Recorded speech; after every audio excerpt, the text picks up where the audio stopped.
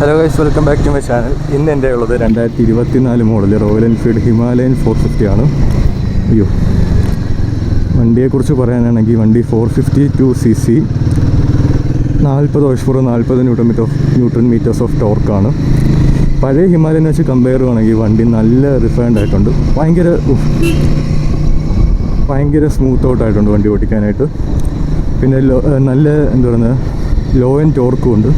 അത് ഞാൻ പറയാൻ കാരണം വെച്ചാൽ ഞാനിപ്പോൾ ട്രാഫിക്കിലൊക്കെ വന്നപ്പോൾ എനിക്ക് വലുതായിട്ട് ഗിയർ ഷിഫ്റ്റ് ചെയ്യുന്നില്ല. സെക്കൻഡിൽ തന്നെ ഹാഫ് ക്ലച്ച് ചില സമയത്ത് വന്നോളൂ. അതായത് വണ്ടി നിൽക്കുമെന്ന് തോന്നിയപ്പോൾ മാത്രം ഹാഫ് ക്ലച്ച് ഉപയോഗിച്ചോളൂ. അല്ലാത്തപ്പോഴൊക്കെ എനിക്ക് എന്തോ പറയുന്നത്, വണ്ടി ക്ലച്ച് പിടിക്കാതെ തന്നെ വണ്ടി നല്ല പയ്യെ പോയി. അതെനിക്ക് ഭയങ്കര ഇഷ്ടപ്പെട്ടു. അത് പഴയ ഹിമാലയനെയും കാട്ടിക്കൊള്ളാം. പിന്നെ വണ്ടിയുടെ വൈബ്രേഷനും എല്ലാം കുറഞ്ഞൊരു എന്തോ പറയുന്നത്, നല്ല സ്മൂത്ത് ഔട്ട് ആയിട്ടുണ്ട്.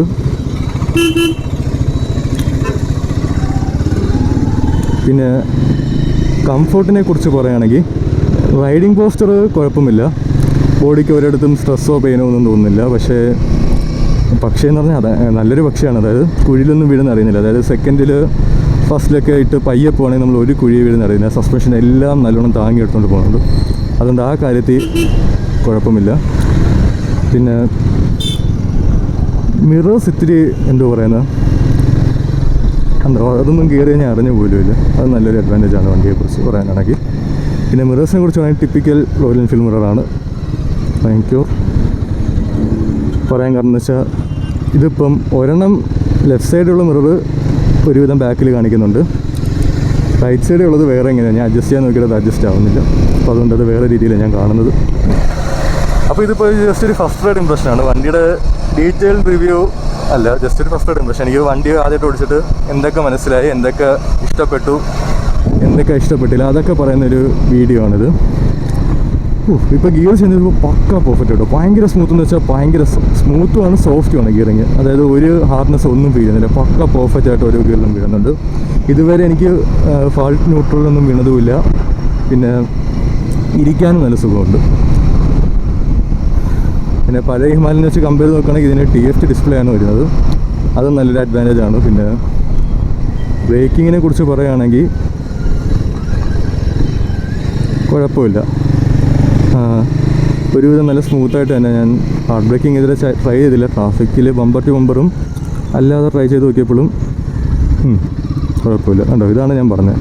സെക്കൻഡ് ഗിയറിൽ നിർത്തേണ്ട അവിടെ വന്നിട്ട് ഹാഫ് ക്ലച്ച് പിടിച്ച് പോയപ്പോൾ വണ്ടി നല്ലോണം പോയി. ചുമ്മാ അൺവാണ്ടഡ് ഷിഫ്റ്റ് ചെയ്യേണ്ടി കണ്ടില്ല. ഇതിപ്പോൾ എത്ര നേരം ഇവിടെ സിഗ്നലിൽ കിടക്കണമെന്ന് അറിയില്ലല്ലോ.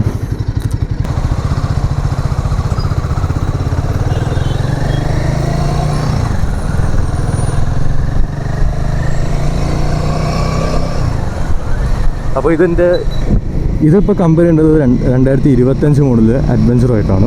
അപ്പോൾ അഡ്വഞ്ചറായിട്ട് കമ്പയർ ചെയ്യുമ്പോൾ അതിന് ഇത്തിരി സീറ്റായിട്ട് കുറവാണ് ഇതിനെ വെച്ച് നോക്കുവാണെങ്കിൽ. പിന്നെ ബാക്കിയെല്ലാം ഏകദേശം ഒരേപോലെയാണ്. പക്ഷേ അതിന് വേറൊരു അഡ്വാൻറ്റേജ് ഉണ്ട്, ക്രൂസ് കൺട്രോൾ. അത് സത്യം പറഞ്ഞാൽ നല്ലൊരു ഫീച്ചറാണെന്ന് ഞാൻ പറയത്തുള്ളൂ. അതായത് ഹൈവേയിലൊക്കെ പോകുന്നവർക്കറിയാം ഈ ക്രൂസ് കൺട്രോളിൻ്റെ ഉപയോഗം. അതായത് ക്രൂസ് കൺട്രോൾ ഇട്ട് കഴിഞ്ഞാൽ പിന്നെ എന്താ പറയുന്നത്, നമുക്ക് ആക്സിലേറ്റർ ത്രോട്ടിൽ വലുതായിട്ട് കൊടുക്കേണ്ട ആവശ്യമില്ല. പിന്നെയും പാസിൻ്റെ പ്രശ്നം.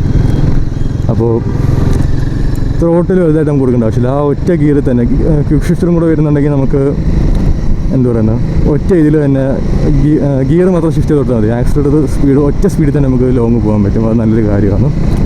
പിന്നെ വണ്ടി നല്ല റിഫൈൻഡ് ആയിട്ടുണ്ട് കേട്ടോ. പഴയ ഹിമാലയനെ വെച്ച് നോക്കുകയാണെങ്കിൽ എടുത്തങ്ങ് ചാടി കുഴപ്പമില്ല. അപ്പോൾ നമുക്ക് ഇവിടുന്ന് നേരെ ഇടതെടുത്ത് കടപ്പാക്കട വഴി പോകും. ഈ സിഗ്നൽ ആയെങ്കിൽ നേരെ പോകായിരുന്നു, അല്ലെങ്കിൽ നമുക്ക് ഇടതെടുത്ത് പോകേണ്ടി തന്നെ വരും.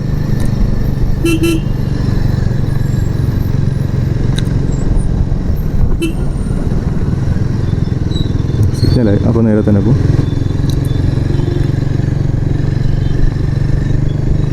ഇന്ന് നല്ല ചൂടുണ്ട്. വണ്ടിയിൽ നിന്ന് ഹീറ്റ് വരുന്നുണ്ടോയെന്ന് ചോദിച്ചാൽ ഇതുവരെ കുഴപ്പമൊന്നും വന്നില്ല. ട്രാഫിക്കൊക്കെ എത്തി നിർത്തും പറയാൻ പറ്റും വണ്ടിയുടെ ഹീറ്റിൻ്റെ കാര്യം എങ്ങനെയാണെന്ന്. പിന്നെ നമ്മളിത് അഡ്വഞ്ചറായിട്ട് കമ്പയർ ചെയ്യുമ്പോൾ ഇതിന് സീറ്റ് ചെറിയൊരു എനിക്ക് ഹാർഡ്നെസ് ഫീൽ ചെയ്യുന്നുണ്ട്. അഡ്വഞ്ചറിനും ഉണ്ട് ഹാർഡ്നെസ്, പക്ഷേ അത് ഇത്രയും കൂടെ എന്ത് പറയുന്നത് എനിക്കിഷ്ടപ്പെട്ടെന്ന് വേണമെങ്കിൽ പറയാം. പക്ഷേ പില്ലിയൻ ഫ്രണ്ട്ലി ഇതാണ് കേട്ടോ. പുതിയ അഡ്വഞ്ചറിനെ കാട്ടി ഇത്രയും കൂടെ പില്ലിയൻ കംഫർട്ടുള്ളത് ഇതിനാണ്. ഞാൻ ഇരുന്ന് നോക്കിയപ്പോൾ എനിക്ക് അതിനെയും കാട്ടി ഇഷ്ടപ്പെട്ടു ഇതിന്. പിന്നെ പറയാനാണെങ്കിൽ വണ്ടിയുടെ ടോപ്പ് എൻഡ് ഒന്നും ഞാൻ നോക്കിയില്ല. നമ്മൾ ജസ്റ്റ് മാന്യമായ രീതിയിൽ ട്രാഫിക്കിലും റോഡിലൊക്കെ മാന്യമായ സ്പീഡിലാണ് ഓടിച്ചത് ചെയ്തത്. അപ്പോൾ അതിൻ്റെ ഒരു റിവ്യൂ പറയാൻ പറ്റത്തുള്ളൂ. അപ്പോൾ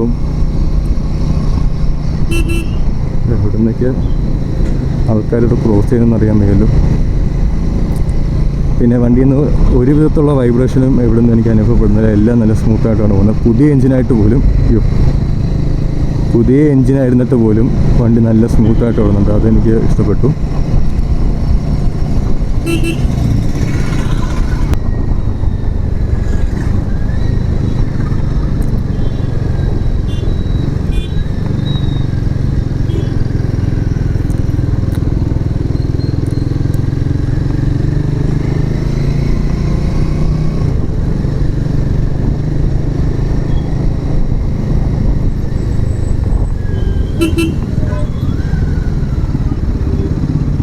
കണ്ടോ, വളവൊക്കെ തിരിയാൻ നേരത്ത് വണ്ടി നല്ല സ്മൂത്തായിട്ടാണ്.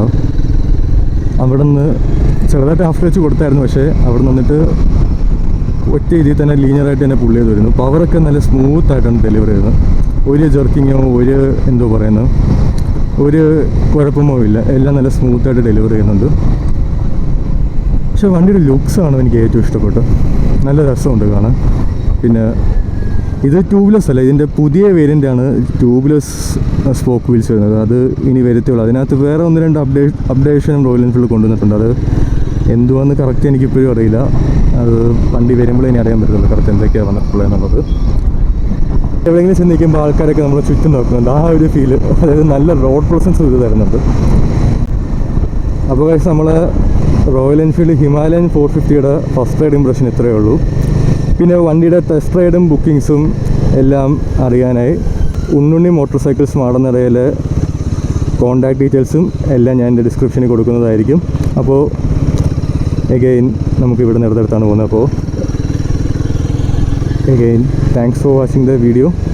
പുതിയൊരു വീഡിയോ ആയി വീണ്ടും വരുന്നത് വരെ നമുക്ക് വീണ്ടും കാണാം. Again thanks for watching. Bye bye.